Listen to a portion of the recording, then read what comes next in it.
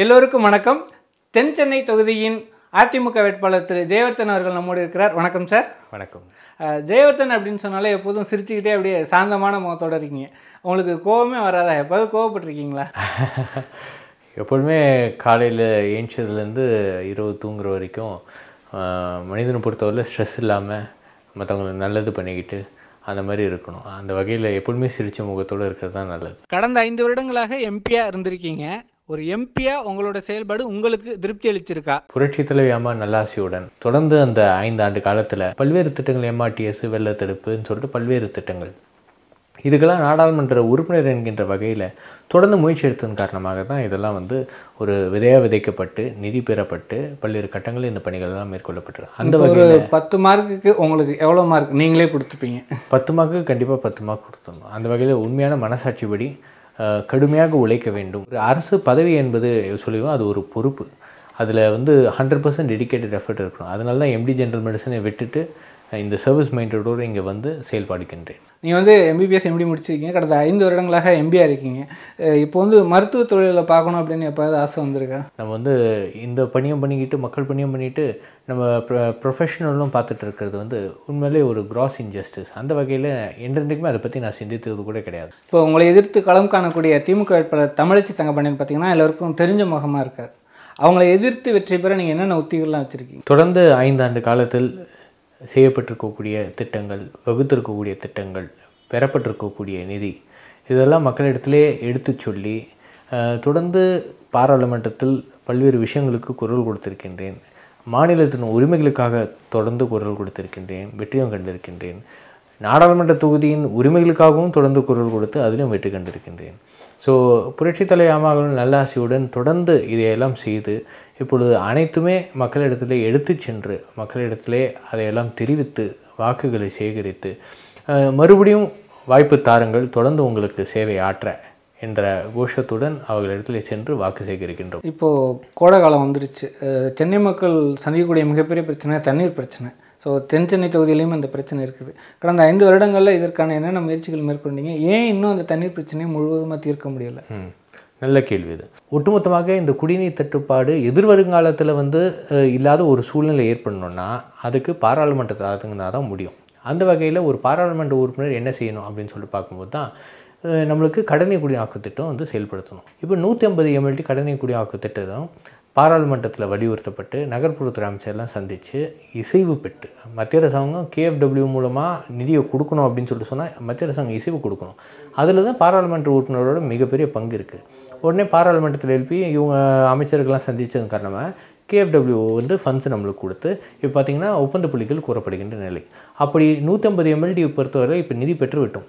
அது ஒப்பந்த புள்ளிகள் கூறப்படுகின்ற நிலையில் அது அமைக்கப்படும் போது ஒட்டுமொத்தமாக நாடாளுமன்ற தொகுதியில் தண்ணீர் தட்டுப்பாடு ஏற்படாத ஒரு சூழ்நிலை அமைந்துவிடும். இதை தவிர தொலைநோக்கு திட்டமாக 6025 கோடி ரூபாய் மதிப்பீட்டிலே 450 MLT திறன் கொண்ட கடல்நீர் குடியாக்கு திட்டம், அதுக்கும் பாராளுமன்றத்திலும் நகர்ப்புறத்துறை அமைச்சர்கள்லாம் சந்தித்து வலியுறுத்தினதுக்காக அதுக்கும் இசைவு பெற்று இப்போ பார்த்திங்கன்னா விரிவான திட்ட அறிக்கை தயாரிக்கின்ற பணியில் ஈடுபடுத்தப்பட்டு வருகின்றது.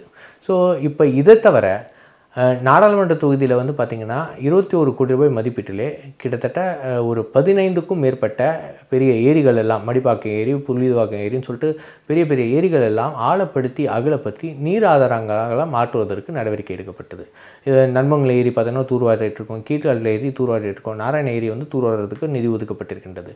ஸோ ஒட்டுமொத்தமாக நாடாளுமன்ற தொகுதியில் தண்ணீர் தட்டுப்பாடு ஏற்படக்கூடாது என்பதற்காக பல்வேறு விதத்தில் நடவடிக்கை எடுக்கப்பட்டு வருகிறது. இப்போ இந்த தேர்தலில் நீங்கள் வச்சுருக்கக்கூடிய முக்கியமான வாக்குறுதி பெருங்குடி குப்பை கிடங்கு அகற்ற வேணும். கடந்த 5 வருடங்களாக நீங்கள் தான் எம்பியாக இருந்தீங்க. அந்த காலகட்டத்தில் ஏன் அதுக்கான முயற்சிகள் எடுக்கல? இது ஒட்டுமொத்தமாக திடக்கழிவு மேலாண்மை சம்மந்தப்பட்டிருக்கக்கூடிய ஒரு பிரச்சனை. இப்போ பெருங்குடி குப்பை கிடங்கில் பள்ளிக்கரணை சதுப்பு நிலத்தில் இருக்கக்கூடிய பெருங்குடி குப்பை கிடங்கில் குப்பை எதனால் சேர்றது? திடக்கழிவு மேலாண்மையில் ஒரு திட்டம் வகுக்கப்படலைனால தான் அந்த மாதிரி ஆகுது ஒரு சுச்சுவேஷன். அதுக்காக தான் ஒரு நாடாளுமன்ற உறுப்பினர் என்கின்ற வகையில் பாராளுமன்றத்திலும் நம்முடைய சுற்றுப்புறத்துறை அமைச்சர் அவர்களையும் சந்தித்து நடவடிக்கை எடுத்து தொடர்ந்து மாண்பு முதலமைச்சர் அவர்களிடத்திலே தெரிவித்து 1200 கோடி ரூபாய்க்கு திடக்கழிவு மேலாண்மைக்கு ஒரு பிரத்யேக திட்டம் நாடாளுமன்ற தொகுதி மட்டும் உருவாக்கப்பட்டிருக்கின்றது. ஸோ ஒட்டுமொத்தமாக நீங்கள் வீடு டு வீடு பார்த்திங்கன்னா door segregation of waste, compost yards அங்கங்கே உருவாக்கிடும். ஸோ இது மொத்தமாக வந்து செயல்படுத்துகின்ற பொழுது, இப்போ முதற்கட்ட பணிகள் மேற்கொள்ளப்பட்டு வந்தது, மொத்தமாக செயல்படுத்துகின்ற பொழுது அனைத்து குப்பைகளும் இந்த பெருங்குடி குப்பை கிடங்கு வராது. கிட்டத்தட்ட 70% குப்பைகளை பொறுத்தவரையில் அந்த கம்போஸ்ட் யார்ட்ஸ் மூலமாகவே அது பிரிக்கப்பட்டு அங்கேயே வந்து பார்த்திங்கன்னா பிரிச்சுருவோம் நம்ம. இப்போ 30% கழிவுகளை பொறுத்தவரையில் அங்கே பெருங்குடி குப்பை கிடங்குக்கு வரும். அதில் பார்த்திங்கன்னா 320 கோடி ரூபாய் மதிப்பீட்டிலே ஒரு பிரத்யேகமாக கழிவுகளிலிருந்து மின்சாரம் தயாரிக்கின்ற ஒரு மிகப்பெரிய பிளான்ட் அங்கே அமைச்சு, அதன் மூலமாக உடனுக்குடன் பார்த்திங்கன்னா சுற்றுச்சூழல் பாதிப்பு ஏற்படாத வண்ணம் அந்த பிளான்ட் அமைய போகுது. அதன் மூலம் பார்த்திங்கன்னா 30% வரக்கூடிய குப்பையை வந்து நம்ம வந்து மின்சாரம் தயாரிக்கின்ற வகையில் ஈடுபட்டுவோம். ஸோ அந்த பள்ளிக்கரணை சதுப்பு நிலம் மேம்படுத்துவதற்கு அப்படின்னு சொல்லி பார்க்கும்போது இந்த திடக்கழிவு மேலாண்மை பிரச்சனையை நீங்கள் கையாளலைன்னா பள்ளிக்கரணை சதுப்பு நிலத்தை மேம்படுத்த முடியாது. அதை தவிர பாராளுமன்றத்திலும் சுற்றுச்சூழல் துறை அமைச்சர்லாம் சந்தித்து பள்ளிக்கரணை சதுப்பு நிலத்தை மேம்படுத்தணுன்றதுக்காக நாம் தொடர்ந்து போராடி பார்த்திங்கன்னா மத்திய மாநில அரசு நிதியுடன் கிட்டத்தட்ட 25 கோடி ரூபாய் நிதி ஒதுக்கப்பட்டு பல்வேறு பணிகள், காம்பவுண்ட் வால் அமைக்கிறது, போர்ட்ஸ் வைக்கிறதுன்னு சொல்லிட்டு, அன்வான்ட் வீட்ஸ் ரிமூவ் பண்ணுறதுன்னு சொல்லிட்டு அந்த நடவடிக்கைகள்லாம் மேற்கொள்ளப்பட்டு வருகிறது. இப்போது 2வது முறையாக மறுபடியும் தென்சென்னையில் போட்டிடுறீங்க. எந்த நம்பிக்கையில் 2வது முறையாக நிற்கிறீங்க? ஒரு 3 காரணங்கள். தொடர்ந்து தெரு தெருவாக நடந்திருக்கக்கூடியவன், மக்களுடைய பிரச்சனைகளை கேட்டு அறிந்திருக்கக்கூடியவன், அதற்காக போராடி வெற்றி கண்டிருக்கக்கூடியவன், தொடர்ந்து பாராளுமன்றத்தில் வலியுறுத்தி மத்திய அரசிடம் தொடர்ந்து குரல் கொடுத்து பல திட்டங்களை எல்லாம் நாடாளுமன்ற தொகுதியிலே வகுத்திருக்கக்கூடியவன். இப்போது இதுவரைக்கும் தேர்தல் பிரச்சாரத்தில் உங்கள் தந்தை திரு அமைச்சர் ஜெயக்குமார் அவர்கள் உங்களுக்காக பிரச்சாரம் செய்யாதது? புரட்சி தலைவி அம்மா அவர்கள் கற்றுக் கொடுத்த பாடங்கள், தேர்தல் களத்தில் எப்படியெல்லாம் கழக உடன்பிறப்புகள் எப்படியெல்லாம் செயல்பட வேண்டும் என்று எங்களுக்கெல்லாம் தெளிவாக வகுத்துக்கு தந்திருக்கக்கூடிய பாதைகள் இருக்கின்றன. அந்த வகையில் யாராக இருந்தாலும் சரி, கழகத்தை பொறுத்தவரையில் திறமையான முறையில் செயல்பட்டு வெற்றி என்பது எங்களுடைய குறிக்கோள், புரட்சி தலைவி அம்மா அவர்களுக்கு சமர்ப்பிக்க வேண்டும். அந்த வகையிலே தொடர்ந்து அதுக்காக செயல்பட்டு வெற்றி காணுவோம் என்கின்ற வகையிலே அந்த வகையிலே தான் செயல்பட்டு கொண்டிருக்கோம். எங்களுக்கு அம்மா கற்றுக் கொடுத்த பாடமே போதும்.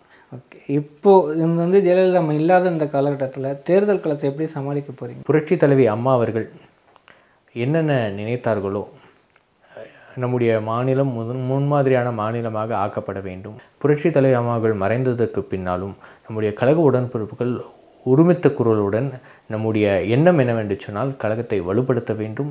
இந்திய திருநாட்டில் நம்முடைய அனைத்து இந்திய அண்ணா திராவிடம் வெற்றி முகட்டில் இருக்க வேண்டும், அதற்காக தொடர்ந்து பாடுபட வேண்டும் என்கின்ற எண்ணத்தில் கண்டிப்பாக 40 நாடாளுமன்ற தொகுதிகளை பொறுத்தவரை அனைத்து இந்திய அண்ணா திராவிட முன்னேற்ற கழக கூட்டணி கட்சிகள் வெற்றி பெறும். ஜெயவர்தன் எம்பி மக்கள் எளிதில் அணுகக்கூடிய எம்பியாக கடந்த 5 வருடங்களில் இருந்திருக்கிறாரா?